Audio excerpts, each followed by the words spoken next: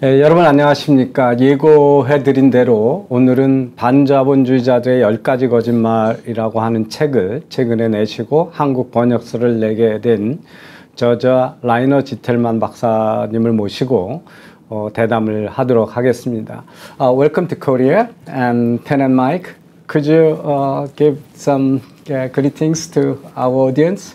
Yes, it's great to be here again in Korea. I think I've been in the same show 5 or 4 years ago. I remember very well. And at this time you had this left-leaning president, and now something changed here in Korea, and I'm very happy to be here again. 예, 지금 우리 지텔만 박사께서 4, 5년 전에 이 스튜디오에서 와서 방송을 하신 적이 있다고 합니다. 그래서 그 당시에는 이제 좌파 대통령이 시작했었는데 그간 정권 교체가 돼서 훨씬 행복한 마음으로 한국을 방문하게 됐다고 말씀해 주시네요. 이 모두 they all welcome you through the chatting. I read your amazing resume. You are a historian, political science, and sociologist, and also you understand psychology, business, and economics. So you are typical polymath. So what discipline or subject makes you more exciting or interested in?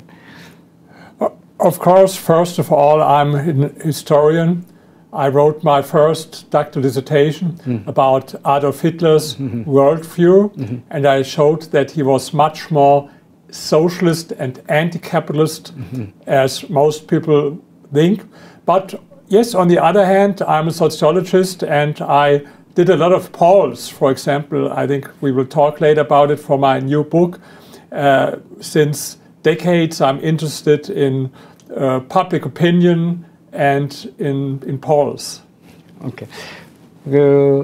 제가 이제 이 지텔만 박사님 레주메를 보면 상당히 인상적인 것 중에 하나가 전공은 역사를 전공을 하셨고 정치학도 전공을 하셨어요. 거기에다가 사회학에다가 경제를 이해하시는 경제학자이면서 또 책 중에는 부자들의 심리를 연구하신 책도 있어요. 그래서 심리학도 이해하시고 통계도 많이 쓰시고 그래서 이 전방으로 두루하시는 넓은 박자의 박사, 그건 이제 폴리매스라고 그러는데 어떻게 해서 그렇게 많은 공부를 하시게 됐는가에 대한 여쭤봤습니다. 근데 첫 번 역사학자하고 정치학으로 박사학위 논문을 받은 게 우리나라에도 번역된 히틀러의 국가사회주의라고 하는 책입니다. 그래서 히틀러가 그의 세계관이라고 하는 게 사람들이 생각했던 것보다 훨씬 사회주의고 시장주의였다라는 것을 써서 이게 아주 베스트셀러가 됐던 분입니다.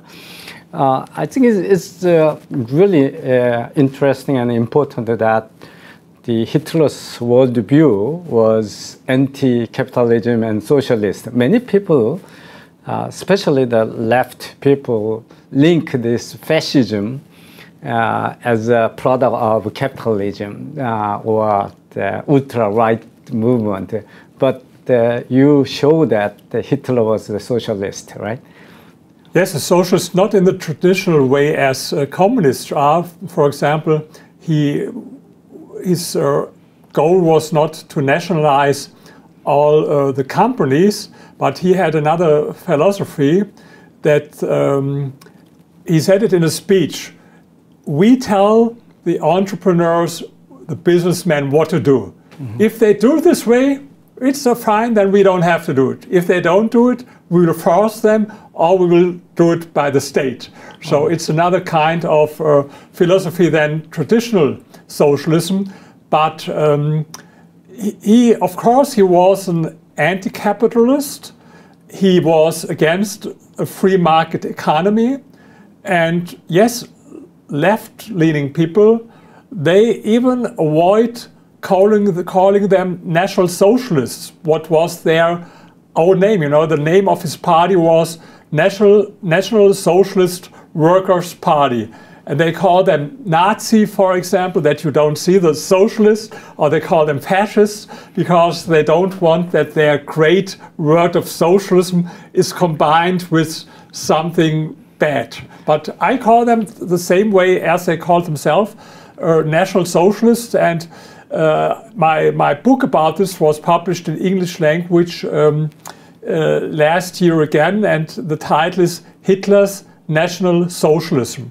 You can, maybe we will find also a publisher in Korea, but you can read it in English, Hitler's National Socialism. Oh, it's not translated into Korean? No, I would love to be. Okay. Now it will be translated even in Poland, in Russia, and in Czech Republic, but I'm looking for someone in Korea. 제가 지금 우리 지틀만 박사의 첫 박사학위 논문이 그 히틀러의 사회주의라고 하는 거였는데요. 그 많은 좌파들이 이 나치 이런 패시즘을 그 자본주의의 결과 또는 그 보수주의의 쪽으로다가 비난을 하는데, 사실은 이제 나치의 히틀러는 이 공산주의와 같이 모든 기업을 국유하겠다는 생각은 아니지만 정치인들이 기업인한테 이거를 해라 저거를 해라 하는 거를 명령하면 기업인들은 그대로 해야 된다라고 하는 면에서 사회주의였고, 사실은 좌파들은 그래서 그 이 사실을 숨기기 위해서 나치의 그 정당 이름이 그 내셔널 소셜리스트 워커스 파티, 그러니까 노동자들을 위한 국가 사회주의 정당이었거든요. 근데 그것도 숨기고 이제 패시즘이라고 그러고 나치주의라고 얘기하면서 좌파가 그런 전체주의를 만들었다는 걸 숨겨왔다. 이제 이런 말씀을 하셨습니다.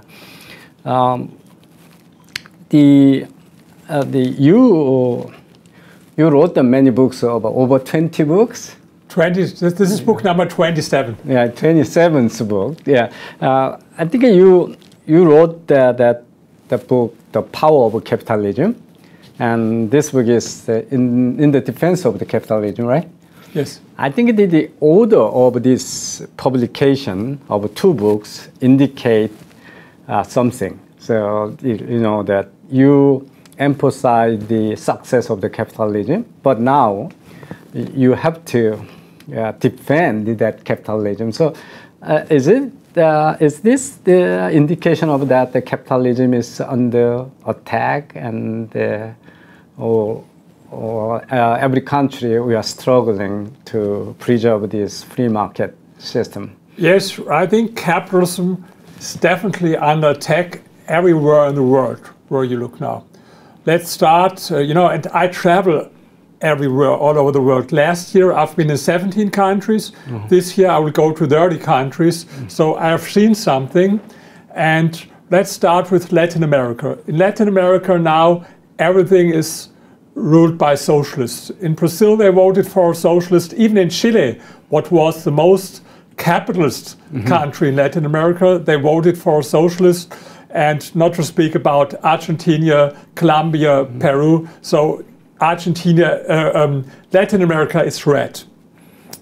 Then Asia. In China, they had such a great progress in the last decades. In the end of the 50s, there was the biggest socialist experiment in history, the so-called Great Leap Forward by Mao Zedong, where 45 million people died.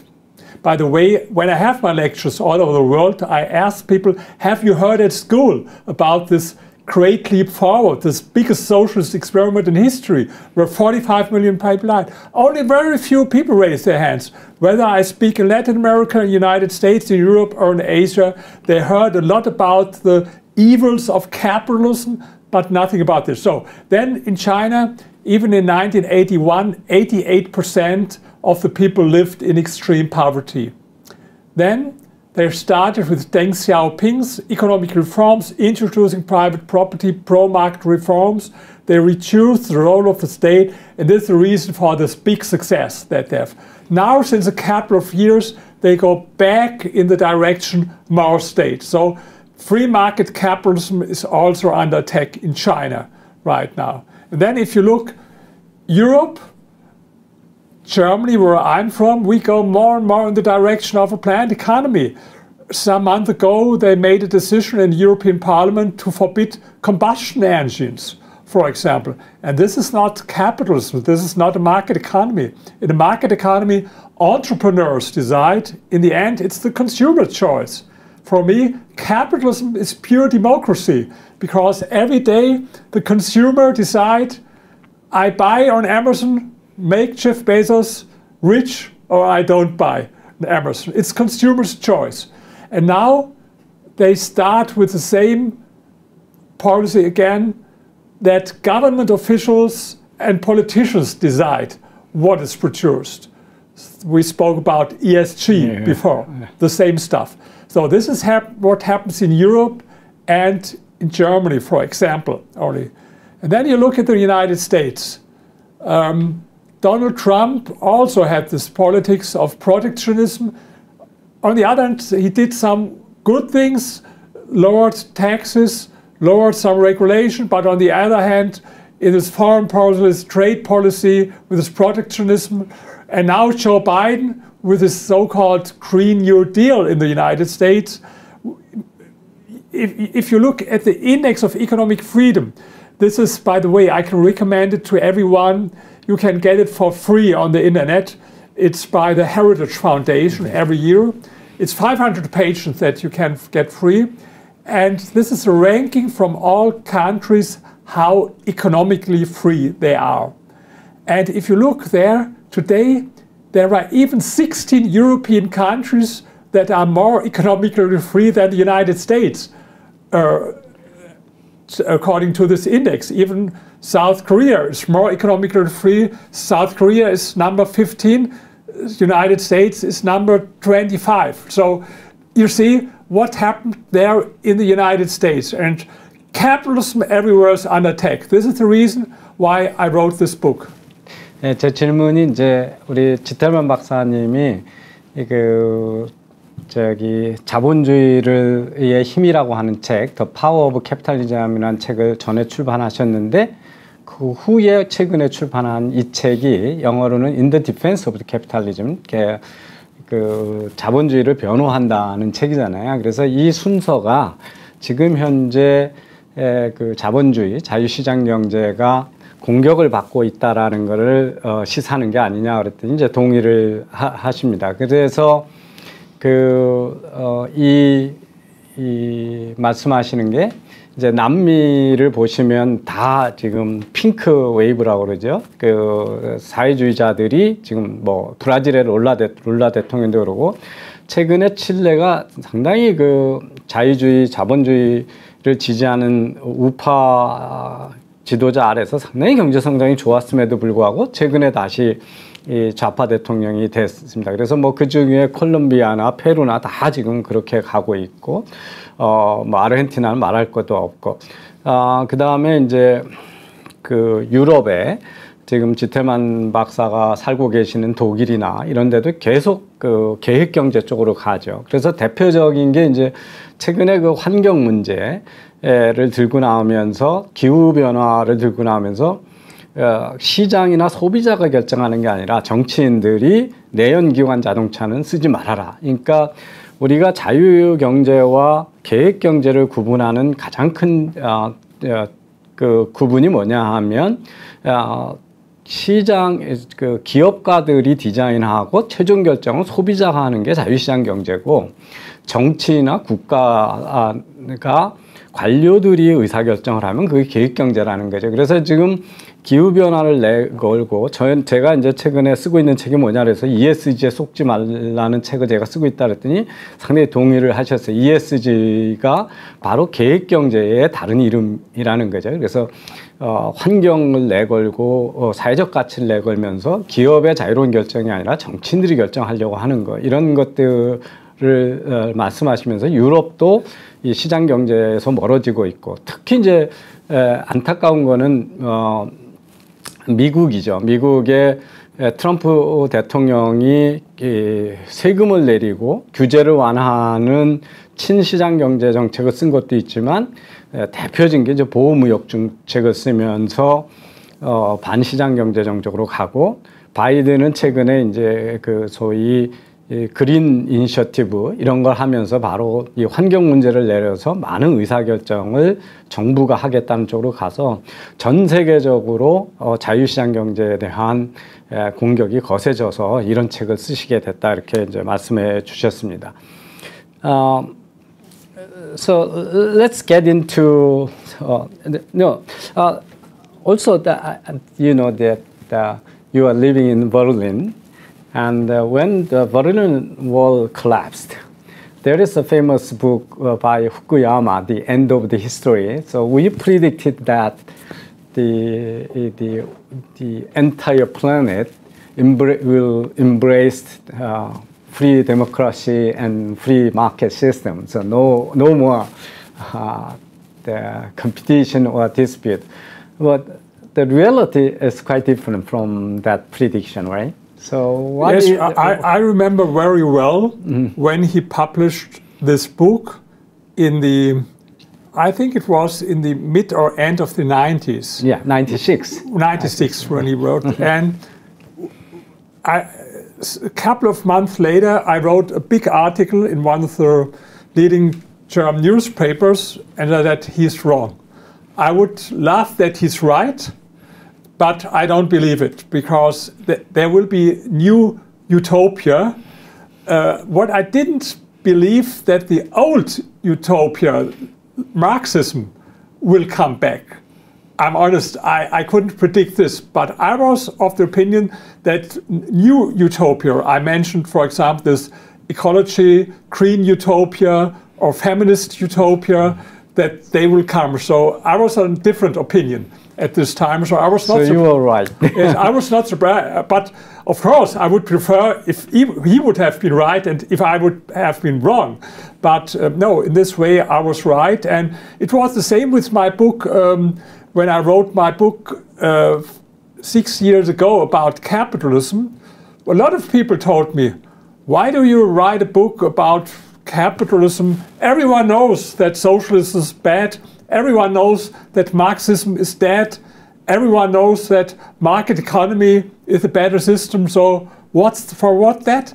Now I see, unfortunately, I was right again, because capitalism is under attack now everywhere in the world. You are the historian, so through the history, actually always there has been always attack against capitalism, right? Through the history. Yes, yes.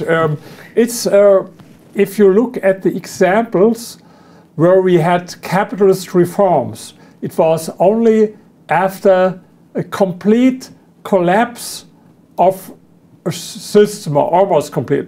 I give an example. We spoke about China.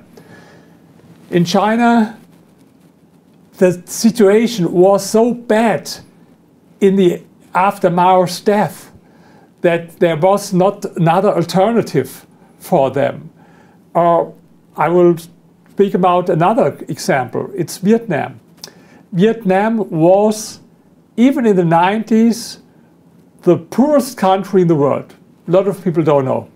They're poorer than African countries, as poor as Korea was in the 60s. Yes. Wars with Vietnam, even in the 90s. First, they had the terrible war, and what was not destroyed by the war was destroyed by planned economy after this. So in the 90s, but Vietnamese people are smart people.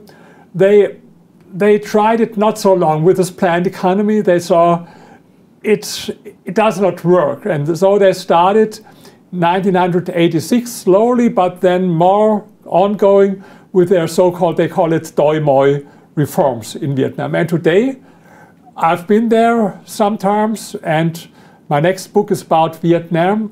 I think it's amazing, and the reason, very easy: introducing private property, market economy, opening to the world, to globalization. This what always works, and so I think it's not so hard to understand what if you look at the history. But the problem with socialists is if you ask them, where's your socialism? Where is it? and they tell you about every of these experiments. Oh no, this wasn't true socialism, but next time it will work. They tried it in so many ways. They tried it in China in a different way than in East Germany, in Cuba in another way as in Yugoslavia, in Albania in another way than in Soviet Union. 25 times in the last 100 years, and it failed without any exception. And there was not a single example where socialism improved conditions for ordinary people. And the last time was in Venezuela. It's a perfect example. In the 70s, Venezuela was one of the 20 richest countries in the world. Yeah. And then they started with regulation. Things became bad. But then people in Venezuela made the decision to make things worse by voting for Hugo Chavez in 1998. And intellectuals all over the world were so enthusiastic about it. They called it the socialism of 21st century, because I think North Korea as an example for perfect world would convince not so many people. So Venezuela was. And then, you know what happened? The first years were not so bad because oil prices went up, you had good luck. But then he started with all this crazy thing, nationalization, and so they had inflation rate of 1 billion%, 10% of the population fled, there's starvation, and of course they abolished democracy, they abolished freedom of press, abolished freedom of speech. And now if you ask these people who were so enthusiastic about socialism in the 21st century, what's there with her? Oh no, sorry, this wasn't true socialism. It's always the same story. 제가 이제 긴 얘기를 하셔가지고 잘 기억을 할지 모르겠는데 우리 베를린에 살고 계시니까 베를린 장벽이 무너졌을 때 상당히 지적인 충격이 전 세계적에 있었잖아요. 그래서 베를린 장벽이 무너졌을 때 그 후쿠야마가 역사의 종언이라고 하는 책을 썼죠. 이제 공산주의하고 자본주의의 경쟁은 끝났고 전 세계는 자유민주주의적인 정치체제하고 자유시장 경제가 승리가 돼서 더 이상 이제 갈등이 없을 거다 이렇게 얘기를 했었는데 지금 다시 이 시장 경제를 디펜드 해야 되는 상황이 됐잖아요. 그거에 대해서 어떻게 생각하시는가를 이제 여쭤봤어요. 그랬더니 그 후쿠야마가 96년에 그 책이 쓰여졌을 때 지테멜 박사는 독일의 유명한 언론에다가 몇 개월 후에 컬럼을 써서 그 책을 비판하는 컬럼을 쓰셨다고 합니다. 그 후쿠야마가 틀렸다. 왜냐하면 이 소위 사회주의자들은 말을 바꿔서 계속 이상적인 사회를 꿈꾸면서 자본주의를 공격하는 거죠. 그래서 환경적 유토피아라든지 페미니즘에 의한 유토피아라든지 온갖 그 것들을 새로 말을 바꿔가면서 계획 경제를 시도할 거기 때문에 자본주의에 대한 세계적인 컨센서스가 있었고 더 이상 갈등이 없을 거라고 하는 이야기가 틀렸다는 예측을 했고 그런 비판하는 글을 쓰셨다고 합니다. 지금 이런 자본주의에 관한 책을 계속 쓰고 계신데 그 책을 썼을 때도 많은 분들이 아니 공산주의는 죽었고 사회주의 나쁜 거 알고 자본주의 다 알고 있는 좋은 거 아는데 그런 책을 왜 쓰냐 이렇게 사람들이 의문을 가졌다고 합니다. 그렇지만 이제 보시면 전 세계적으로 자본주의가 계속 공격을 받고 있죠. 근데 이게 이제 놀라운 거죠. 지금 이 사회주의를 꿈꾸는 사람들이 망친 나라 중에 하나가 이제 대표적인 베네수엘라인데 세계 5대 경제대국이었던 나라를 이 사회주의를 하면서 다 망하게 했고요. 거꾸로 사회주의의 계획경제를 포기한 베트남 90년대만 해도 60년대 한국하고 똑같아서 남미나 아프리카보다 가난한 나라인데 갑자기 부자가 됐고 아까 제가 모두에 했던 설명 중에 빼놓은 게 있는데 많은 분들은 그 자본주의 이전에 시장경제 이전에 얼마나 많은 참혹한 상황을 겪었는지를 기억을 못하는데 중국에서 이제 문화대혁명 때 마오쩌둥 때 그걸 하면서 4,500만 명이 희생이 됐고 책에 보시면 이제 그 당시에 먹을 게 없어서 이 사람의 시신을 그 음식으로 먹는 그런 일들이 중국에서 벌어졌었거든요. 그래서 그런데 지금 이제 보면 또 기후 변화를 핑계로 대고 뭐 사회의 지속 가능성을 핑계대고 이러면서 계속 계획 경제를 지도하는 자본주의에 관한 공격이 계속되고 있어서 이런 책을 쓰신 거에 대해서 요즘은 사람들이 이해를 하신다 이런 이야기를 해주셨습니다. Let's get into the 10 fallacies you described in this book. First one is, it's so amazing, right? That many people think that capitalism is responsible for the poverty and hunger. So, who believes this? Yes, a lot of people believe it, according to the polls. And this is one of the stupidest things about capitalism. Yeah. Because 200 years before capitalism, 90% of the worldwide population lived in extreme poverty, 90%. Today it's 9%. Yeah. And half of this reduction happened over the last decades. Even at the beginning of the 80s, 43% of people lived in extreme poverty. And so I think people don't know anything about history. They don't know how life was before capitalism. And this is what I show in my book there. By the way, I think in the last 2 months, 40 interviews with American radio stations, and in one of the last interviews, the journalist asked me, do you think you can convince anti-capitalists with these facts in this book? And my answer was, no, I don't believe.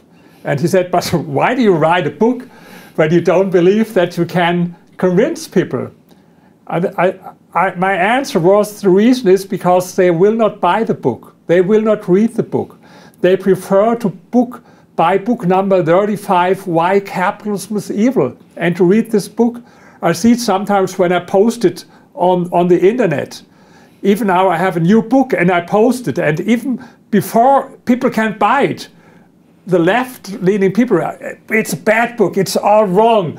And I asked them, but you have read it? No, I would never read a book like this. So I don't think that I can convince anti-capitalists with these facts, with a book. But I wrote it for people who are pro-capitalism, pro-market economy, to provide them with all the facts that you need. Because you find so many facts. This was only an example. We will have some more. But, for this book, you see, I think there are almost 900 footnotes, and I used 350 scientific books and papers. Not everyone is able to read so much, but don't be afraid. I think it's very easy to understand the book. I read it straightforward. Everyone who can understand, you and me now, can understand the book. But I think if you are pro-free market and you read this book, you will have all the facts. If you have a discussion with anti-capitalists, that I can guarantee you will win every discussion. 지금 시장 경제가 기아와 가난을 만들고 있다는 오류, 거짓말들이 횡행하고 있거든요. 제가 이 시장 경제 자본주의가 부를 만들고 있는데 이걸 누가 믿냐 그랬더니 이제 사람들은 이제 이 거짓말을 많이 믿는다는 거죠. 그래서 이 자본주의 시장 경제가 있기 200년 전에는 지구상의 인류의 90%가 절대 빈곤하게 살았고 지금 현재는 9%밖에 안 되거든요. 90%에서 9%로 200년 사이에 부가 늘어난 거죠. 그런데 그 절대 빈곤을 벗어난 그 사람들 중에 반이 사실 지난 10년 사이에 벗어났다는 거죠. 그래서 1980년만 해도 전 세계 인구의 한 43%가 절대 빈곤 하에서 살았다는 말씀을 합니다. 그래서 이제 그럼에도 불구하고 이 어떤 분이 그럼 이 책으로 반자본주의자들을 설득할 수 있냐 이렇게 질문을 하셨다고 그래요. 그래서 자기는 할 수 없다 이렇게 얘기를 하셨다는 거예요. 왜냐하면 여기에 이제 자본주의 시장 경제가 부를 만들고 빈곤 기아를 없애버리고 빈곤을 없애버렸다라고 하는 수많은 사실들을 열거하고 있는데 그 중에는 이제 여기에 보면 참고 문헌이 320개 정도가 있다고 말씀하셨어요. 그런데 좌파들은 책을 안 사본다는 거죠. 이런 책은 나쁜 책이라고 해서 아예 보지 않는다라고 합니다. 그래서 반자본주의자들을 설득하지 못할 거면서 이런 책을 왜 쓰냐 하는 거는 사실은 그 자본주의를 옹호하는 사람들을 위해서 책을 쓴다는 거죠. 여기에 온갖 팩트가 있으니까 그걸 가지고 논쟁할 때 자기 확신을 굳게 하고 그 데이터를 가지고 싸우게 하기 위해서 저희 같이 시장 경제를 믿는 사람들 위해서 이 책을 썼다라고 합니다. I think there is a question I think question regarding the Chinese economic model, whether this free market can coexist with this political suppression or so-called socialism with the Chinese character. What do you think about that? Let's first distinguish between two things if we speak about China. First of all, the political system. Of course, it's a one-party system. It's not a democracy. There's no freedom of press, and so we don't have to discuss it. That's not what we like here. But let's speak about the economy. And in the economy, it's not a socialist system. On the other hand, of course, it's not pure capitalism. But there is nowhere pure capitalism, nowhere in the world. We have everywhere mixed systems. In Korea, in Germany, in the United States, you have, I compare it with a test tube with two ingredients, market and state, or capitalism and socialism. And then you look what happens if you add more market, as they did in China, as they did in Vietnam, as they did in Poland, as you did in Korea. So, and then you compare what happens if you add more state. I gave Venezuela as an example. And this is very easy. This is my theory. It's not so important the absolute relationship between state and market, but it's important how it develops over the time. And the progress, the success in China was not because of the state, but in spite of the state. I have one chapter in my book that is not written by me, but by Wai Chang, who's an economist at Beijing University. And I met with him in Beijing, and he repeated again and again, there is no special China model, China way.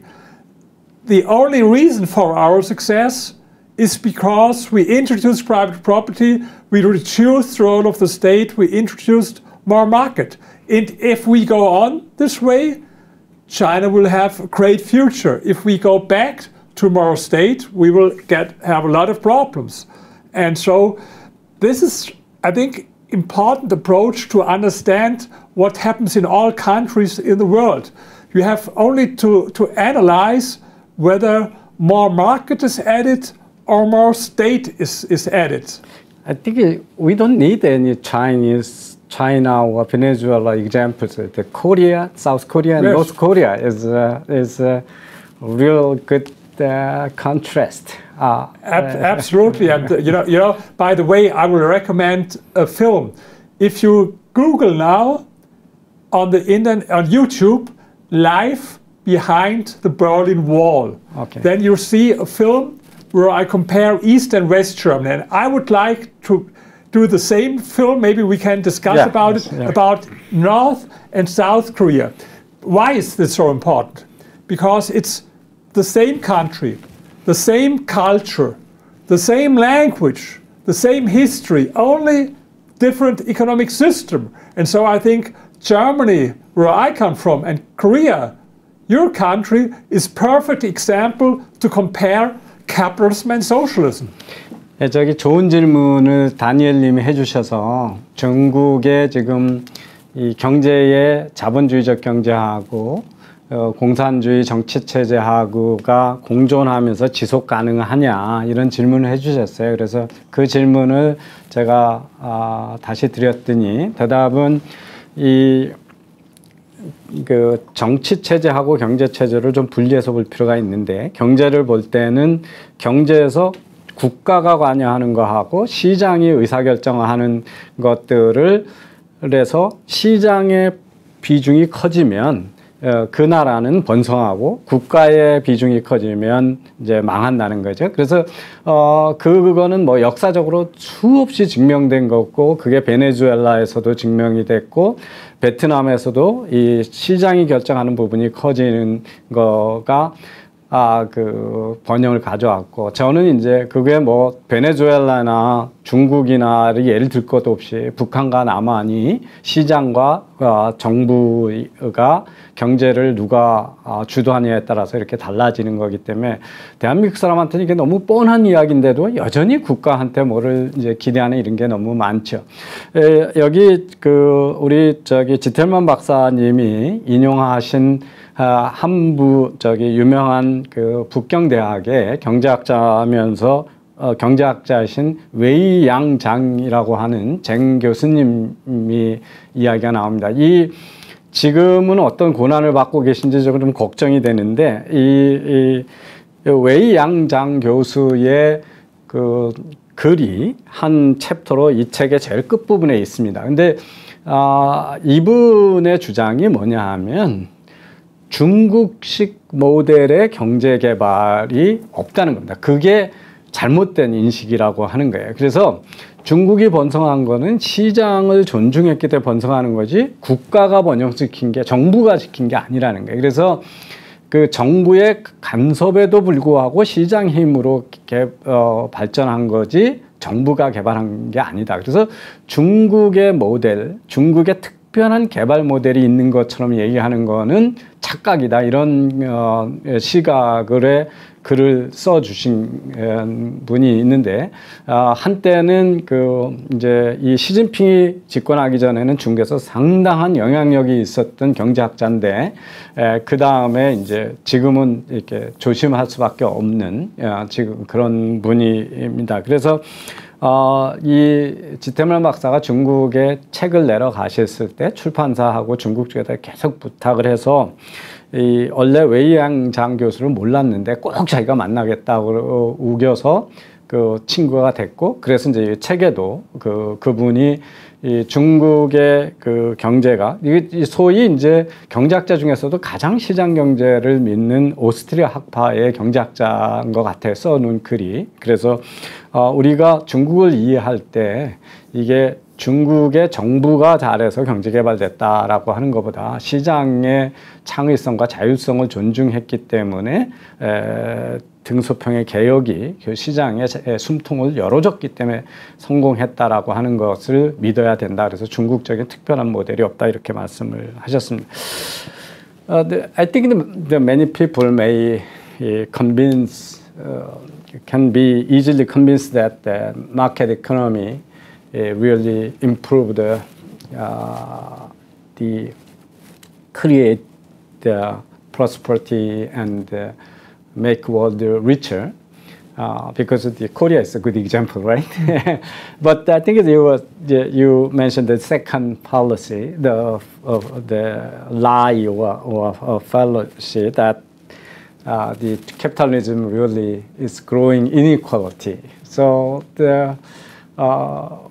I think it's still many so-called market economists believe that equity is important and also the extreme inequality is bad and so on. So what's wrong with that claims? So to be honest, I don't care about equality. Mm-hmm. I care about poverty. Mm-hmm. Poverty is the problem. Mm-hmm. We spoke about China before. Mm-hmm. Of course, in Mao's time, they were more equal. I found no one in China who's told, oh, let's go back to Mao's time because we were more equal. Everyone was poor. So, or in Vietnam, they said, let's go back to the 90s where everyone was poor. No.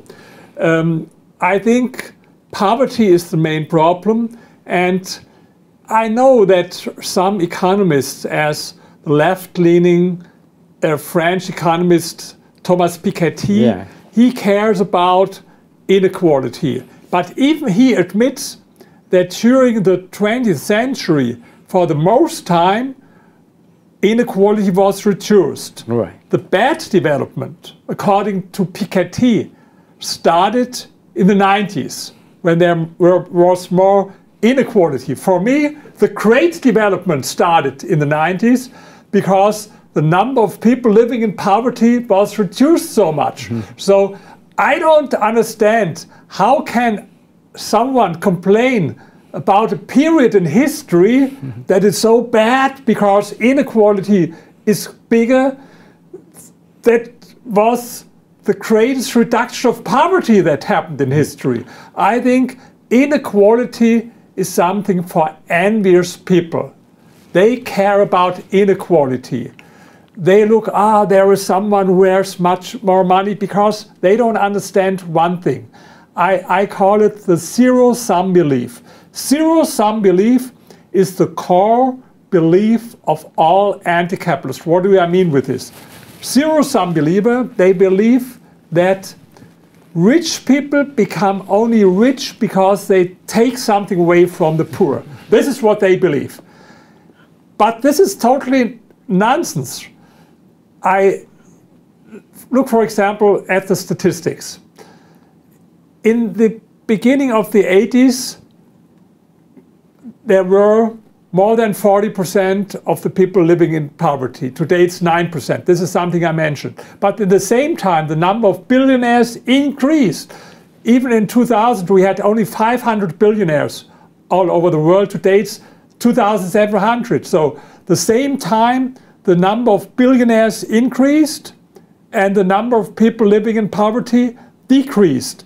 And so this shows that zero-sum belief is wrong, because if you can only become rich if you take it away from the poor, how is it possible that at the same time the number of people living in poverty is reduced and the number of billionaires increased? And so this is the biggest misunderstanding, this zero-sum belief. So to sum up, I don't care about inequality but about poverty. 예, 제 이제 두 번째 오류, 자본주의가 불평등을 증가시킨다, 이거에 대한 이제 반론을 요청을 드렸어요. 그랬더니 첫 번째 이거죠. 우리가 주목해야 될 것은 불평등, 상대적 불평등이 아니라 빈곤이라는 거죠. 사람들이 먹어야 되는데 먹지 못하고, 아픈데 병원에 못 가고, 비가 오는데 머리를 가릴 지붕이 없는 거, 이것들이 이제 절대 빈곤이죠. 그래서 이 불평등을 강조하는 사람들은 결국은 질투심이 있는 사람들이고, 그리고 제로섬 게임을 믿는 사람들이라고 하는 거죠. 그래서 부자가 되는 것은 가난한 사람들에서 많이 뺏어갔기 때문에 된다라고 믿는 거고, 사실은 모든 반시장경제 자본주의자들의 근본적인 생각, 그 원인은 바로 이 제로섬으로 생각하는 데 있다고 하죠. 우리 여러분이 이제 잘 알고 있고, 저도 방송에서 여러 번 비판했던 피테키가 이제 대표적인 사람이죠. 근데 피테키마저도 그 20세기에 그 불평등도 쭉 감소하다가 90년대부터 증가했기 때문에 최근이 잘못됐다고 이제 주장을 하고, 우리나라에 뭐 김상조, 장하성이 다 그 부류들이죠. 그런데 이제 지텔만 박사는 90년대부터 그 부자들이 늘어난 게 얼마나 좋은 일이냐. 그래서 피케티는 그게 잘못됐다라고 보는데, 지텔만 박사나 저 같은 사람은 90년대부터 어마어마한 일이 벌어지고 있어서 좋은 일이라는 거죠. 그래서 그 90년대에 우리가 빌리오네어 1조 이상의 자산가가 500명밖에 안 됐는데 2000년에요. 지금 현재 지난번 발표에 보면 2,700명으로 늘어났다는 거죠. 그래서 500명에서 조 단위를 갖고 있는 부자들이 전 세계에 2,700명으로 늘어났으니까 5배 이상 늘어난 거죠. 한 20년 사이에. 그런데 그 과정에 절대 빈곤의 숫자가 한 30%에서 9%로 줄었다는 거죠. 그러니까 그 부자들이 만들어내는 경제가 가난한 사람을 가난에서 벗어나게 만들었으면 그게 좋은 거지. 그걸 왜 나쁜 거라고 그러느냐. 그래서 보는 관점에서 불평등을 보는 것 자체가 그 시샘에 의한 뭐 좀 쉽게 얘기하면 이제 정신병적인 현상이다라고 하는 그런 이야기를 지금 하시고 있었습니다.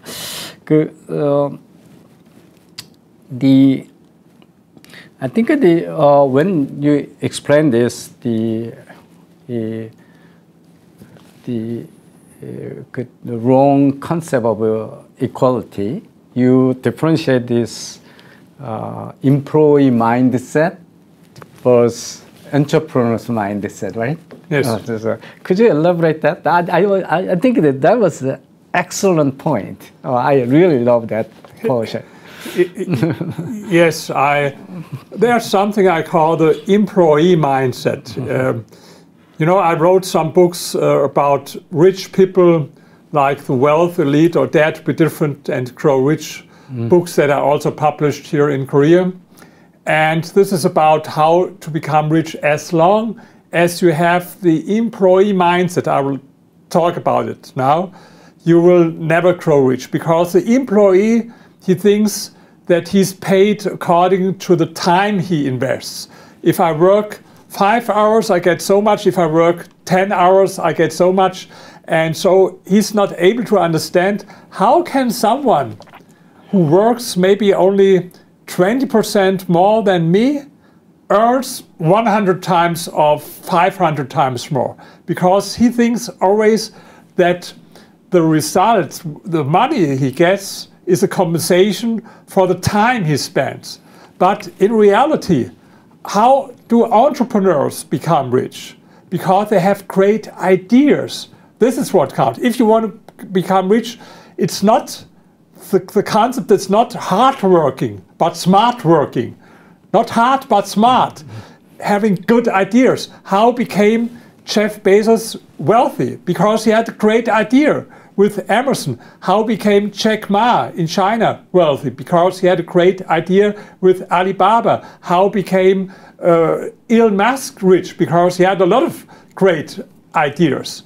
And so this is the employee mindset. But let's come. I saw there another question here from someone. What do I think about the Korean economy? And here I have a message for your president. So first, dear President, make priority to get re-elected again. This is very important. But if you are re-elected next time, make something different as you did this time.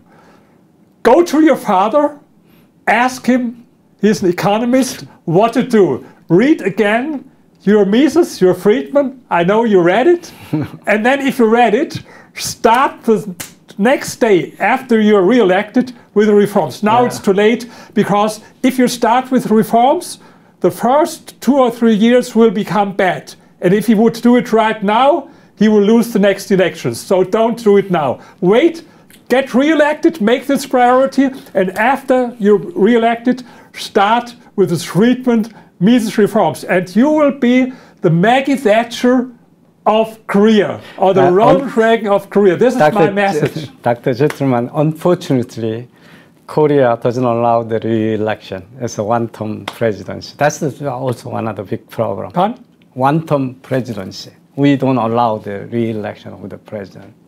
No, but you don't elect your president. We elect the president, Sure. but the president has only one term, no second terms.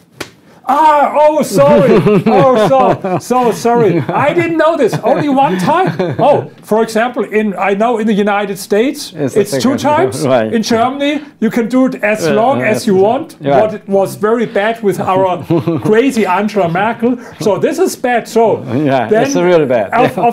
But do you see something similar? So who can do his job? We don't know. No. Okay, so sorry.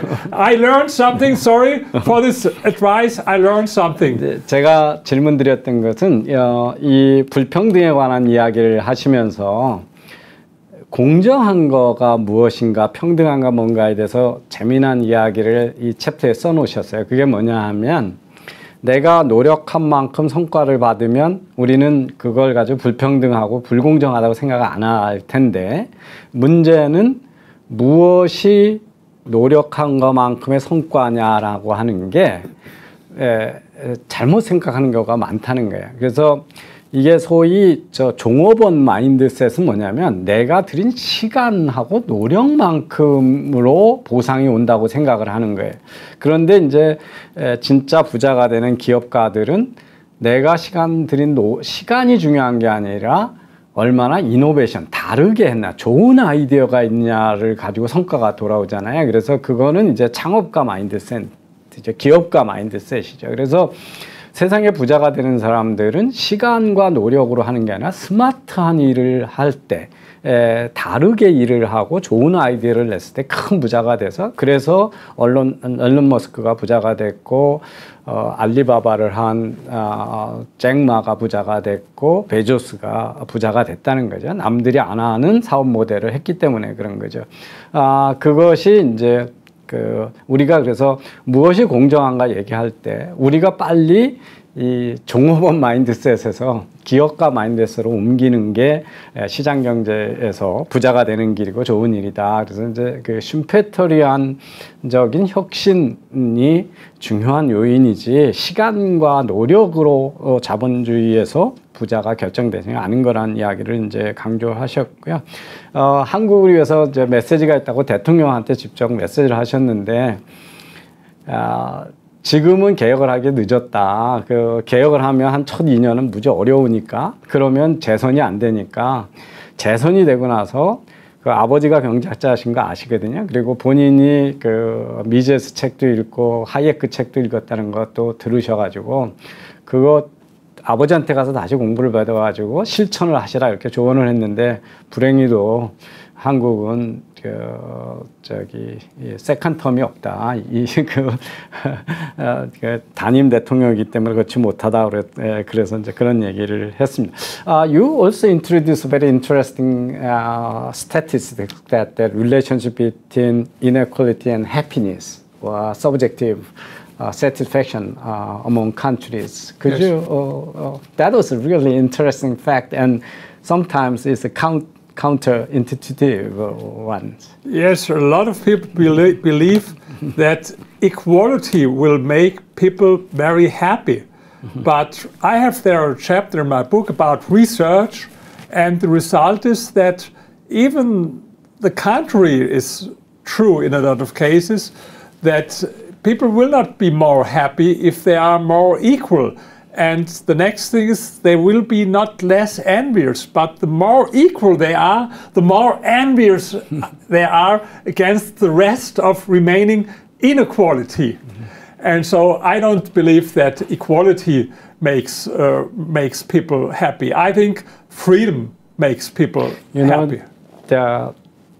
Our previous president always claimed that Korea has the disastrous inequality. That's why we live in such a miserable countries. So I always criticize him, and that was the nonsense I couldn't stand. But what is about South Korea in the 60s? I think we were more equal. Right. Should we go back to the 60s because people were more equal, so they were more happy at this time? 이 불평등에 관한 것 중에 또 여기서 아주 재미난 통계 서베이가 있어요. 뭐냐면 나라들이 평등한 나라하고, 그러니까 경제적으로, 소위 지니계수가 낮은 나라하고 높은 나라들 사이에 국민들이 어디가 더 행복하거나 덜 불행하다고 생각하는가 조사를 해보면 우리는 이제 불평등이 높으면 사람들이 행복하지 않을 거라고 생각하고, 많은 사람들이 사실은 북구 유럽이 행복한 나라로 하는 것 중에 하나가 불평등이 적어서 그렇다 뭐 이렇게들 얘기를 하는데, 실제 통계를 가지고 조사를 해보면 불평등하고 행복하고는 관계가 없고, 사실은 불평등이 높은 쪽이 더 행복하더라. 그리고 개발도상국에서는. 그리고 왜냐하면 개발도상국 중에 평등한 나라는 다 같이 가난한 나라거든요. 그러니까 베트남이나 중국처럼 막 발전한 나라는 불평등은 커졌지만 더 행복하겠죠. 그래서 개발도상국에서는 불평등이 클수록 더 행복하고, 선진국에서도 불평등이 더 크다고 해서 더 불행하지 않다라고 하는 설문조사를 제시해서 우리가 생각하는 거하고 상당히 정반대의 통계를 봐서 되게 재미있고요. 그래서 제가 전 정권에서 문정부가 우리나라가 재난적 양극화가 돼 있는 나라다, 그래서 고쳐야 된다는 얘기를 막 했더니, 뭐 아까 중국에서도 마찬가지죠. 평등한 때로 돌아가려면 마오쩌둥으로 돌아가야 되는 거고, 한국이 평등한 때로 돌아가려면 60년대 경제개발하기 전에 다 같이 가난한 때로 돌아가거나 북한처럼 되면 되죠. 그러면 평등한 국가가 되는 거죠. 그러면 더 행복할 것 같으냐, 이건 넌센스다, 이제 이런 말씀을 하셨습니다. Let's move to the next one. The people blame that capitalism destroy the environment. Especially nowadays, this so-called climate crisis really support this claim. So what's wrong with that claim? First of all, I compared in my book two indices. The first, the index of economic freedom, I mentioned it before. It's the index how economically free are countries. And then there's another index from the Yale University. It's the Environmental Performance Index. You can get both for free on the internet. And if you compare both, you see that the better economic environmental standards are in the countries that are more economically free. So if you believe that a planned economy can solve the problem of environmental destruction or climate change, I should inform you about one thing. The worst environmental problems were in planned economy. In the Soviet Union, they had and so Eastern Germany. Terrible. Yes, you can compare East and West Germany. And North Korea and South Korea. Yes, I have it, for example, in this film, Life Behind the Berlin Wall. I have some facts, but I will tell you only one thing. CO2 emissions that are blamed for climate change were 3 times higher in East Germany than in West Germany, of course, adjusted to GDP. 3 times higher. And also other air pollutants, like sulfur dioxide, for example, were 10 times higher in East Germany than West Germany. So planned economy had never solved any problem in human history, especially not for the environment. Why do people believe that to abolish capitalism and to introduce a planned economy can solve these problems? I read the last book from Greta Thunberg, this young woman from Sweden. 500 pages, they wrote it together with 18 other contributors. There was not a single recipe what to do against climate change. On the contrary, she rejected everything. She's against nuclear power plants, no electric vehicles. Even wind power. Her only suggestion was, first, be panic. I don't know how it helps, be panic. And the other was abolish capitalism. So they have no solution for the problem. 이 자본주의가 기후변화를 가져오고 있고 환경을 파괴했다고 주장에 대해서 이제 역사적으로 보면 계획경제가 항상 더 나쁜 그 환경 피해를 가져왔고 이 서독하고 동독의 그 환경 문제는 잘 기록되어 있습니다. 그래서 동독이 이 그 서독에 비해서 CO2 배출량도 3배가 많았다라고 하고 있고, 그 지금 이 기후 변화를 추구하는 그 스웨덴의 여러 명이 쓴 공저에 보면 아무런 솔루션도 없다는 거죠. 원래는 자유시장 경제가 이 기후나 환경 문제를 해결하는 솔루션을 제공하는데 그 환경 운동을 하는 극단적 환경 근본주의자들은 모든 것을 비난하고 우리 보고 공포에 젖어라, 패닉하라고 그러고, 그래서 패닉이 어떻게 문제를 해결하겠어요? 그래서 그러고 자본주의를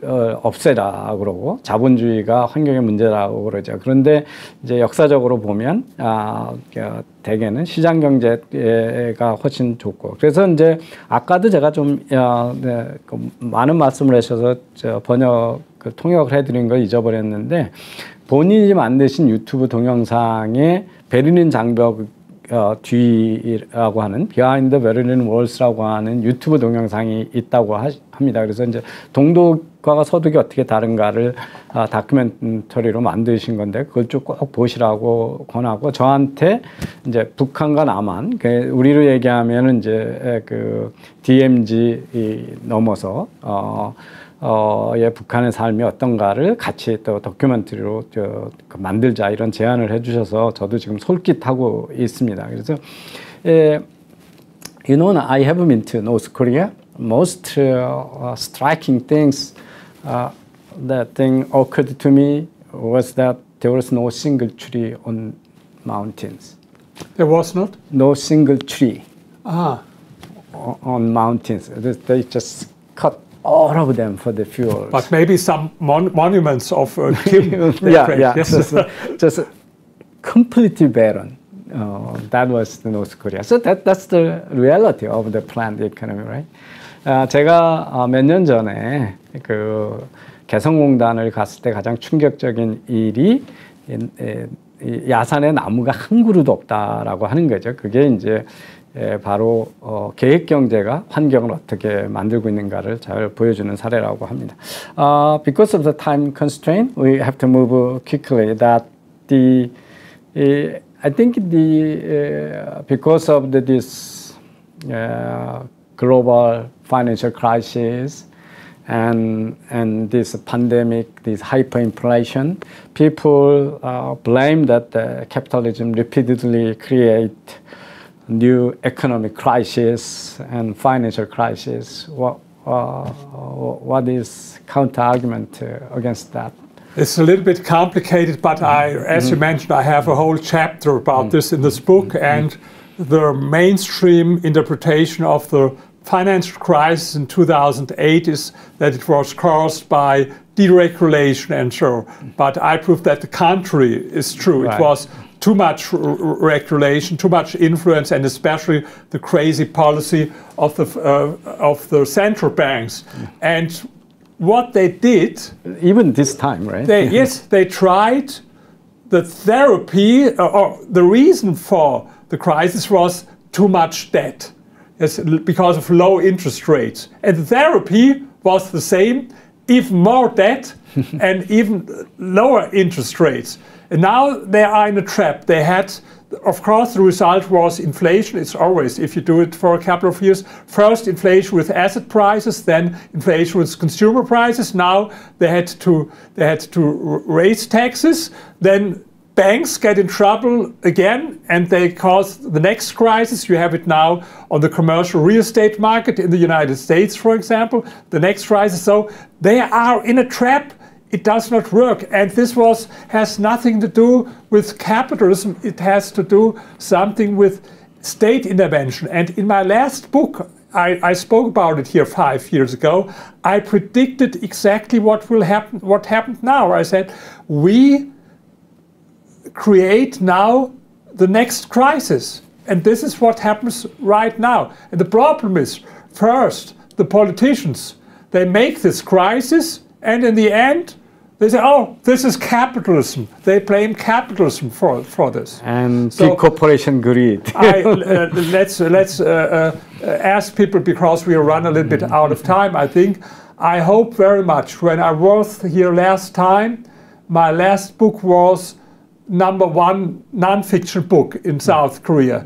Let's do it with this book. It's so important, the message not only for you, you listen now to us, but please give this book to your friends, not to your anti-capitalist friends, because they will not read it. give it to your friends who are pro-market economy, to support them with all the facts, with all the arguments that we need. Because it's a dangerous situation now. We have to do something to defend capitalism. You know, I don't earn money with this. My research cost me hundreds and hundreds of thousands, and I travel to all these countries. No one pays for me. I paid out of my pockets. I can't get it back from selling my books. But I want to spread this message. And, you know, please help us, everyone who's on the same page. We have to do something against this attack against capitalism.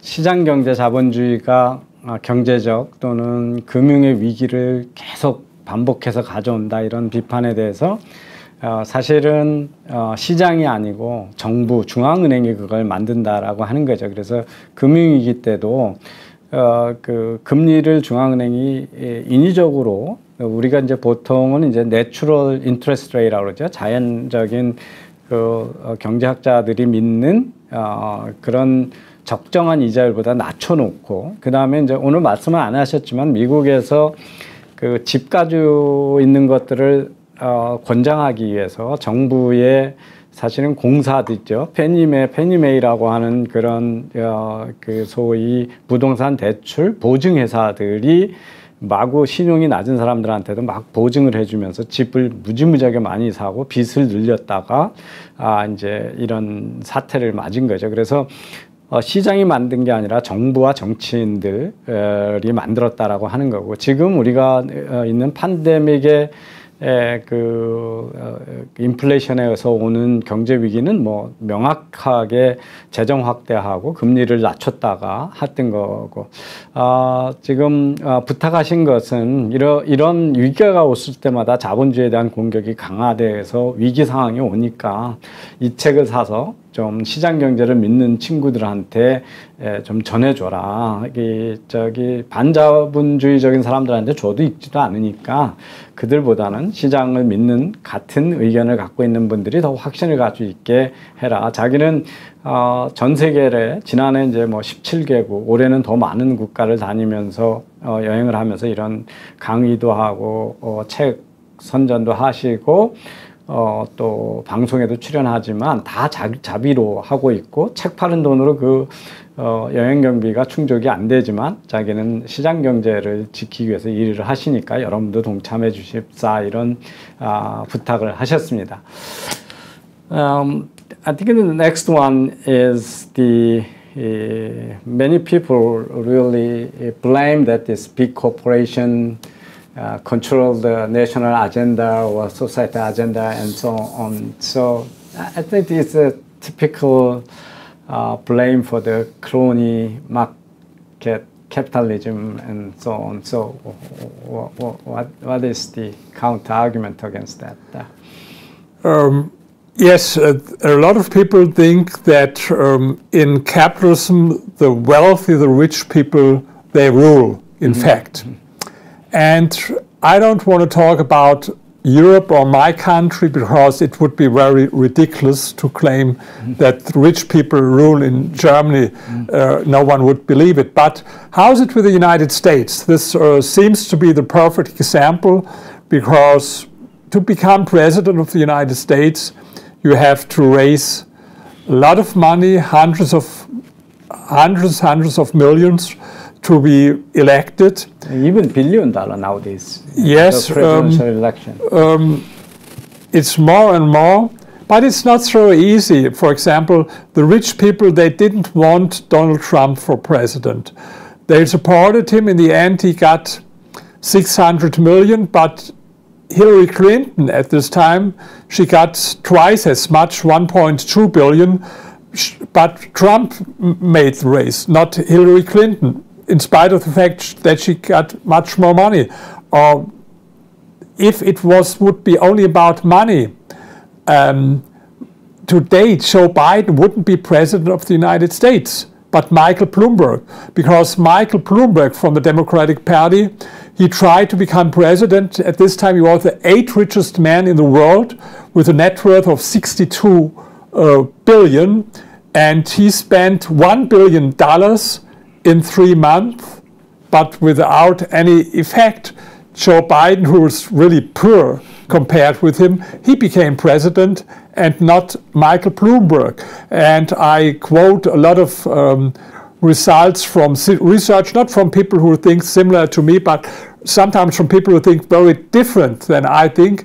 For example, I have here some facts from a book from Larry M. Bartels in the United States, and he did a research about 16 presidential elections, and in only 2 out of 16, the difference, how much money someone raised, was the important factor why he won the race. So it's not so easy, but of course, it's true that there are examples from even bribery, from examples where politicians were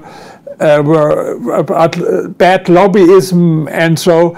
But if you don't like it, you should be on my side to separate the politics and the economy, because every new regulation is a new reason to bribe even politicians or for lobbyism.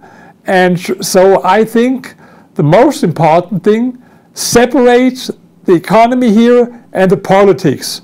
And then it's the best, even the best recipe against corruption. I've been in Georgia, not in the United States, but in Eastern Europe, and I spoke there with a professor for economics who was involved in fighting corruption, and he told me the best thing that we did, we get rid of a lot of regulations, and this was the best recipe to fight against corruption.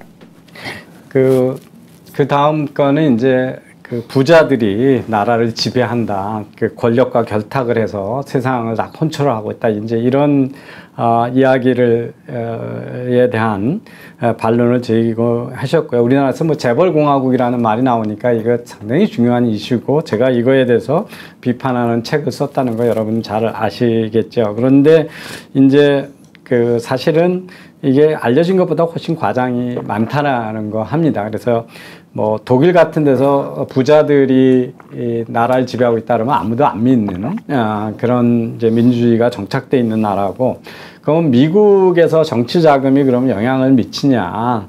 근데 지난 16번의 대통령 선거에서 그 선거 자금을 많이 모은 게 선거에 영향을 미쳤을 거라고 이렇게 통계적으로 나오는 건 2번밖에 없었고, 사실은 트럼프가 부자지만 힐러리가 훨씬 더 그 재벌들로부터 선거 자금을 2배 이상 받았음에도 불구하고 졌다는 거죠. 그리고 뭐 그 미국의 부자들이 대선에 나왔다가 뭐 안 된 사람들 많죠. 우리나라도 뭐 정주행 회장처럼. 그래서 마이클 블룸버그가 블룸버그 통신의 그 회장이고 그 당시에 미국에서 8번째 부자인데 자기 돈 어마어마하게 쓰고 나와서 뭐 예선에도 통과를 못했던 사실, 이런 것들을 보면서 부자들이 세상을 지배하고 있다라고 하는 사실이 맞지 않는 얘기다. 우리가 정치적인 역경이 있을 때마다 재벌들이 다 감옥을 가는데 어떻게 세상을 지배하는 사람이면 왜 감옥을 가겠어요? 이재용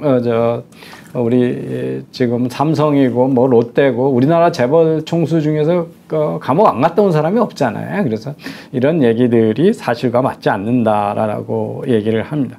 Another the problem we open the site is the monopoly problem. Claim that monopolistic or the duopoly companies are control everything and rule the countries.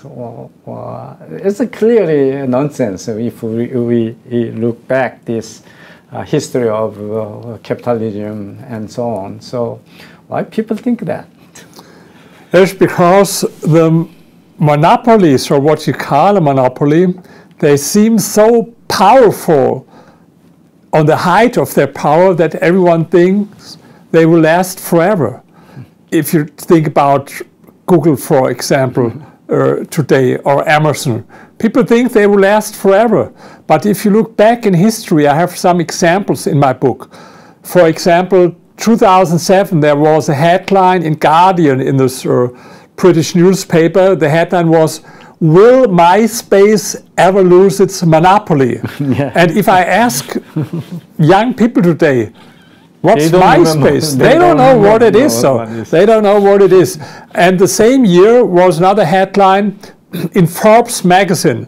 The headline was, "Nokia, who will ever catch the cell phone king?" Yeah. Today, if I have my lectures, I ask people, who use a Nokia? Almost no one uses a Nokia.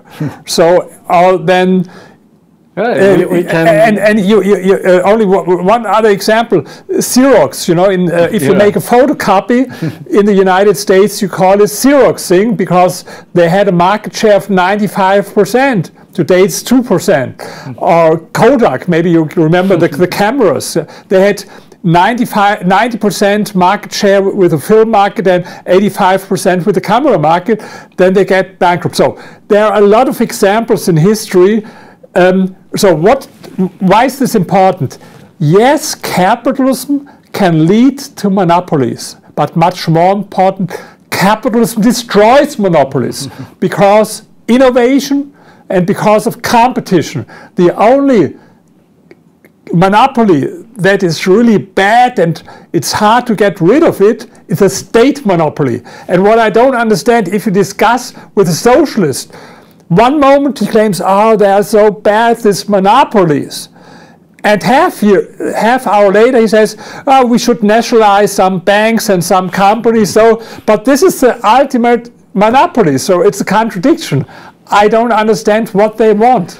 그 모노폴리가 이제 자본주의가 모노폴리 때문에 그 문제다 이런 얘기하는데 기업 역사로 보면 모노폴리가 지속된 적이 거의 없다는 거죠. 여러분도 많은 분들은 기억 못 하실 거예요. 지금 페이스북이 세상을 지배하기 전에 SNS를 지배했던 회사가 마이스페이스인데 그래서 2007년에 영국의 가디언지, 이것도 이제 조금 그 좌파 경향이 있는 잡지죠. 그래서 신문이죠. 그래서 가디언지가 마이스페이스의 모노폴리를 이게 언제 영원할 거 아니냐, 뭐 그런 걸 했고, 포브스지도 이제 그런 사례들을 뭐 우리가 제록스 같은 회사, 코닥 같은 회사 다 한때 90% 이상의 시장을 지배했던 회사들이야. 뭐 AT&T, IBM, 구글, 아마존, G 뭐 이렇게 큰 회사가 나타나면 맨날 얘기하는 게 모노폴리예요. 근데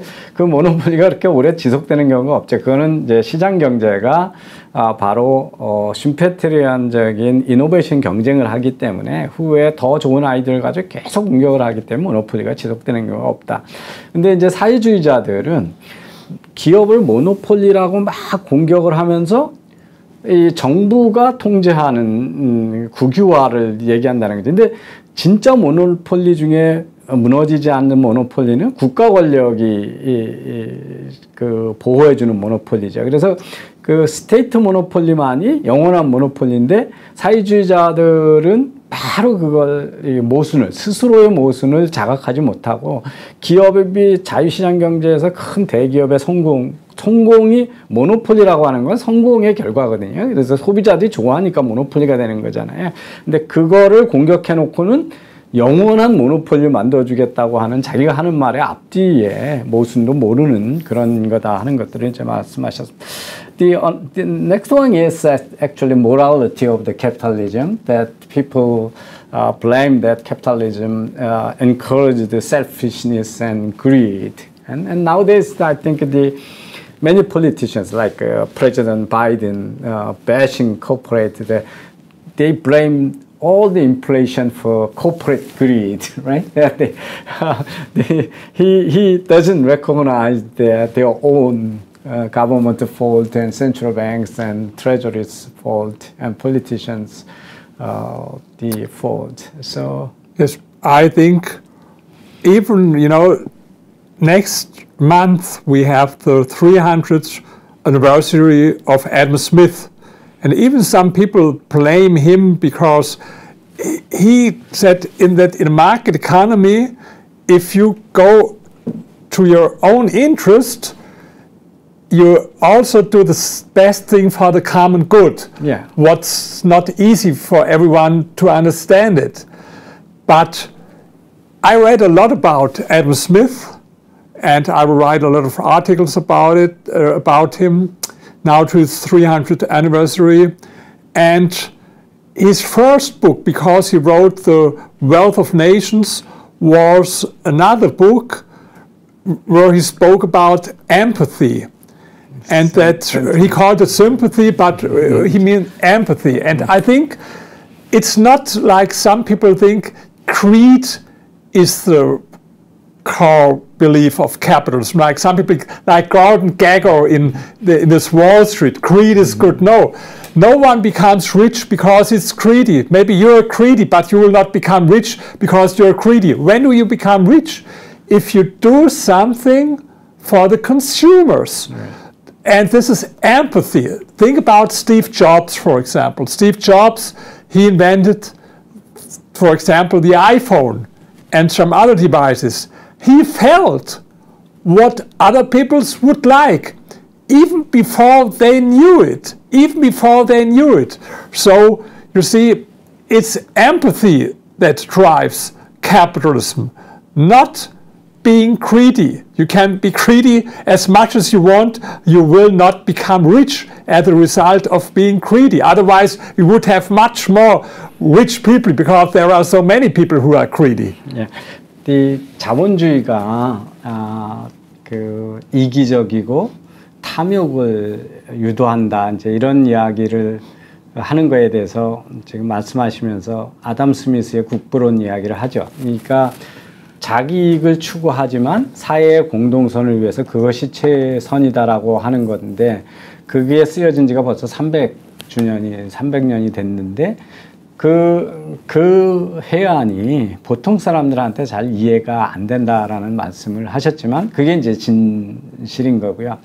그 다음에 이제 사람들이 욕심이 많아서 부자가 되느냐 하는 거예요. 사실 근본적으로 아니죠. 예, 사람들이 큰 부자가 되는 거는 소비자들을 행복하게 해주기 때문에 부자가 되는 거죠. 그래서 그게 바로 이제 소비자를 이해하고 소비자의 편익을 증가하기 때문에 부자가 되는 건데, 그래서 사실은 노골적으로 욕심이 많고 과욕을 부리면 더 성공을 못하죠. 그래서 이 그리디가 아니라 그 욕심, 탐욕이 아니라 공감 능력 또는 소비자를 행복하게 해주는 능력이 부를 가져온다는 거에서 자본주의가 이 탐욕을 일으킨다는 게 넌센스라고 하는 말씀을 했고, 예, 지금 말씀하신 대로 이제 도덕 감정론 이야기를 연결해 주셨습니다. There are some other nonsenses like that. Capitalism makes people buy something they don't need, and also capitalism bring wars and also fascism and so on. But I want to skip those because I think they have to buy this book. Yeah, sure. If we tell them everything what is in the book right now, they think I don't have to buy it, I don't have to read it. So, yeah, 이 책에는 자본주의가 필요도 없는 걸 많이 소비하게 사게 만든다라든지 또는 전쟁을 일으키는 원인이라든지 파시즘을 그 전체주의를 불러일으키는 거다, 뭐 이런 넌센스적인 얘기에 대해서 조목조목 비판을 하고 있습니다. But I think that I was more interested in the later part of your book about this people's attitude toward the capitalism and the free market. Especially your survey is really, really interesting and counterintuitive or against our assumption about the Korean people. So I think I feel ashamed that this kind of survey was done by you, not by me. So could you elaborate that? Yeah. So there are two chapters in the book. One chapter is how do people in Korea think about market economy and capitalism, and another chapter to compare a lot of countries. It's an ongoing process. In the meantime, we did the survey even in 34 countries. It's the biggest poll ever done about the image of capitalism. There was another poll some years before in 26 countries, but they had only one question: do you like capitalism or not? But what we did was something completely different. First, we asked our respondents 6 questions where we did not use the word capitalism. Because for a lot of people, capitalism is a dirty word. It has a bad connotation. Because your countryman Marx coined that term. I think, no, he didn't create this. A lot of people think it's not a creation by him. But for a lot of people, it has a dirty, it's like a dirty word. And I wanted to find out how much has it to do with the word and how much what the word stands for.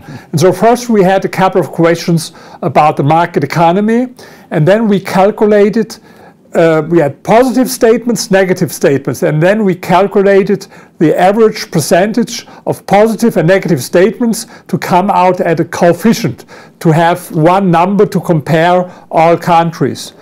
And the good result is, I will go on, and then we added some other questions about capitalism. For example, an association test. We asked people, what do you think if you hear the word capitalism? Do you think about prosperity or economic freedom, or about greed or corruption or whatever? And again, we calculated the average percentage of positive and negative statements, and then we had 18 more statements about capitalism. We spoke about one of them. Capitalism is to blame for hunger and poverty, for inequality, for environmental destruction, or positive things like capitalism means economic freedom and so on. And as a result, from all these 34 statements, we calculated a coefficient, and now we can compare all countries, how positive or negative people in the country are towards capitalism. And the great result for Korea is that Korea is number 3 out of 34 countries with a pro-capitalism attitude. Number 1 was Poland by far, followed by United States, then Korea, and then some other countries like Japan, for example. Maybe you don't believe, because I know in every country where I am, people think we are the most anti-capitalist all over the world. I don't know why. Everyone want to be, even the people who are pro-market economy, they think in my own country it's all, but it's not true for South Korea. And I think people here are smarter than some people think. Maybe the intellectuals, but we didn't ask the intellectuals. We asked the whole, representative sample from the whole population. And I think that people in South Korea, not everyone of course, but a lot, they understand that people live better in South Korea than in North Korea. And they understand that life is better today than it was in the 60s. I think this is not so hard to understand, these two facts. And they understand this is because of capitalism. So I hope very much that this poll, what was done by one of the leading polling institutes in the world, it's Ipsos Mori, with the same questions in every country, that it's true and that you prove it very easy. Read the book, buy the book, and spread the message pro-capitalism, that even the people who are not convinced in Korea, and of course there are a lot of people, that even you can convince them step by step that capitalism is the best system. 예, 이 앞에 10가지의 오류보다도 뒤에 보면은 이제 시장 경제에 대한 일반 국민들의 태도가 어떤가, 이걸 설문조사한 게 있어요. 근데 저도 아주 깜짝 놀랐습니다. 그리고 사실은 잘 믿기지가 않는데요. 그 시장 경제나 자본주의에 대해서 자본주의라는 말을 빼고 우리가 어떻게 생각하는가, 그걸 좋게 생각하는가, 나쁘게 생각하는가 하고, 같은 질문을 너 자본주의가 생각되라는 말에 연상되는 게 뭐냐, 긍정적인 거냐, 이제 부정적인가, 이렇게 해가지고 두 개의 설문을 돌렸는데요. 결과는 놀랍게도 34개 국가 중에 한국이 가장 친시장 경제적인 국민을 가지고 있다는 겁니다. 그래서 폴란드가 1등이고요. 2등이 미국이고 세 번째가 한국입니다. 우리는 잘 믿기지 않잖아요. 그래서 어쨌든 이걸 보면 일반 국민들이 이제 뭐 지금 예상하시는 거는 한국 사람들이 상당히 지적으로 뭐 교육을 많이 받아서 그런지도 모르겠죠. 똑똑하고 뭐 펜앤마이크가 기여했을 수도 있고요. 또는 이제 북한하고 남한이 같이 있다 보니까 시장 경제에 대한 인식이 다른 나라보다 높을 수도 있다, 이런 이제 추측을 하는데, 국민들이 그렇게 친시장 경제적인데 왜 정책들은 왜 지지하는 거 보면 그 큰 정부 또는 규제를 선호하는 쪽으로 자꾸 하는지에 대해서는 저 같은 사람한테는 큰 숙제로 남아있는 것 같지만, 한국에 대해서 상당히 희망적인 메시지가 책 뒤에 담겨 있습니다. 그래서 여러분도 한번 보시면 정말 놀라운 설문조사다, 이런 생각이 듭니다. I also highly recommended the last chapter by Professor Zhang. Yeah, that's market economy and common prosperity. That's really well written the article. So I'd like the audience to buy book and read that. That's one of the gems on this book. So 이 책 끝에는 아까 소개해드렸던 북경대학의 그 웨잉쟁 교수의 시장 경제와 이 공통 번영, 공동의 번영이라고 하는 아주 잘 쓰여진 글이 있습니다. 그래서 이 중국에서는 캐피탈리즘이라는 게 금기어기 때문에 그렇게 못 쓰고 마켓 이코노미라고 썼고요. 아까 우리 지틀만 박사께서 얘기해 줬지만, 똑같은 이야기를 시장 경제라고 표현할 때하고 자본주의라고 할 때 그 사람들의 반응이 많이 다릅니다. 이게 이제 그 자본주의라는 말에는 이미 부정적인 뉘앙스가 다 씌워져 있던 거죠. 제가 그래서 이제 당신네 나라 칼 막스가 그걸 만들어서 그랬더니, 칼 막스가 만든 말은 아닌데 하여튼 거기에서 이제 다스카피탈이라고 하는 책서부터 자본주의를 부정적으로 묘사했기 때문에 그런 게 불식간에 우리가 지금 다 브레인워시가 돼 있는 게, 쇠뇌가 돼 있어서 그런 것 같습니다. 그래서 그걸 시장경제로 바꿔서 불러야 될지, 자본주의에 대한 이해가 잘못됐다 그럴지 모르겠는데, 어쨌든 43개국의 지식인들이 아니라 그냥 이게 우리가 무작위 샘플을 뽑아서 설문조사를 했는데, 한국이 43개국의 국가 중에 세 번째로 시장경제, 친자본주의적인 태도를 국민들이 갖고 있다 그러니까 지금까지 우리가 생각했던 것보다 같이 너무 비관적으로 그렇게 생각할 만한 것은 아니다, 이렇게 생각이 됩니다. I think we have to cut here. This 1.5 hours. Yes, but I'll throw here. I liked very much. I saw some mattresses. I already ordered your book. Yes, and of course I like it. Sometimes if I post it on Facebook, people criticize me. Oh, he only wants that people buy his book. Of course I want it. I'm an author. Right. Do you know any author who writes a book that no one reads it? I'm writing my books that people read it, as you do, the same. 지금 여기 채팅창에 책을 이미 주문하셨다고 표시하신 분한테 고맙다는 말씀을 전하시면서요. 사람들이 이제 페이스북에다 당신 책 팔아먹으려고 그런다 막 이렇게 비난하는 거 하는데, 저자가 책을 독자들이 읽으라고 쓴 건데 그러면 저자 중에서 책 팔리는 걸 원하지 않는 저자가 어디 있냐, 뭐 이런 말씀을 해주시네. 그래서 여러분 뭐 더 깊게 이야기를 하시면 좋겠지만, 이제 벌써 1시간 반 이상의 긴 시간을 여러분 함께 해주셔서 너무 고맙습니다. Thank you so much for being here. Thank you. You suggested some collaboration with me, so I'll keep in touch with you, and we'll keep It was really a pleasure. Yeah, Thank you. yeah. Thank you very much. Hopefully we create something Yes. for the world. Okay. 예, 여기서 마무리하도록 하겠습니다. 저한테 이제 같이 뭘 하자는 여러 제안을 해주셨고, 제가 쓰고 있는 ESG에 속지 말라 이 책도 꼭 영어로 출판을 해달라고 부탁도 하시고, 자기도 전적으로 지지한다 이런 말씀을 해주셔서 앞으로 지텔만 박사하고 제가 여러 가지 프로젝트를 같이 할 수 있기를 희망합니다. 그리고 결과가 나올 때 여러분하고 같이 공유하는 시간이 있었으면 좋겠고요.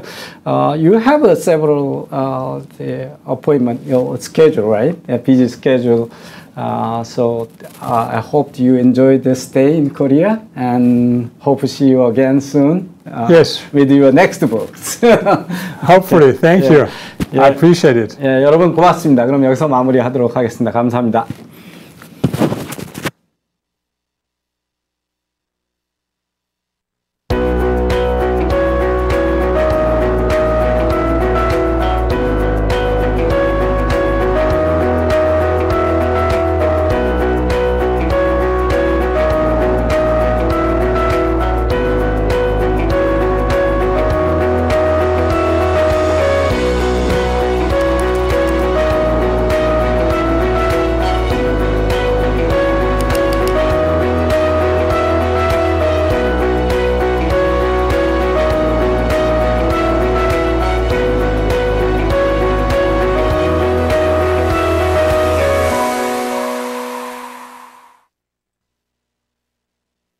네, 여러분 안녕하십니까. 정규재입니다. 오래간만에 뵙도록 하겠습니다. 오늘은 기본적으로는 책 광고를 하나 하러 나왔습니다. 이 책 보고 나라 경제 활로 열자. 국가의 약탈, 상속세를 없애버리자. 상속세 60%. 세계에서 가장 높은 상속세로 물려주면 죽인다. 상속세를 폐지하면 대한민국 경제가 삽니다. 살아날 수 있습니다. 책에서 만나도록 하겠습니다.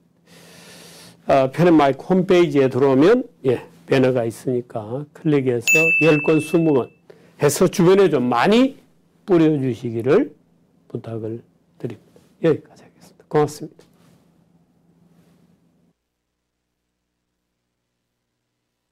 여러분 안녕하십니까? 우리가 무슨 일을 하든지 지리와 역사를 알아야만 됩니다. 여기 이 책 김동주 박사님이 쓰신 기독교적인 시각에서 세계 역사를 서술한 책인데, 저도 학자이기 때문에 이걸 자세히 좀 들여다봤어요. 이게 메소포타미아 역사부터 근대 세계 역사를 잘 조명을 해놨습니다. 성경을 가지고 설교를 하시는 분들, 이 세계사적인 이 조망을 할 수 있는 그런 메시지를 내야 되지 않습니까? 이 책을 공부하면 그것이 가능하다고 봅니다.